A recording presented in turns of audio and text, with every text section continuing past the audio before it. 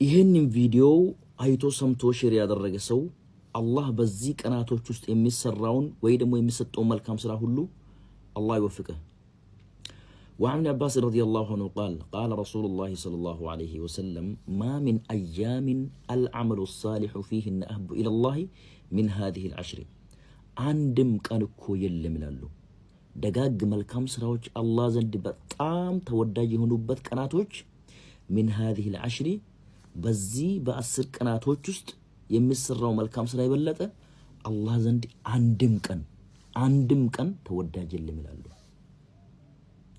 ولا الجهاد في سبيل الله أرندو يا الله ملكتنيا يا الله من قال لا يوتن مواقاتس نفسك إلا الله مستسس بلوت أيكم ولا الجهاد في سبيل الله أبدا يا الله من قال لا متاقلم بزيك أنا توجست يمسروا ملكام سرا عيبلت ملالو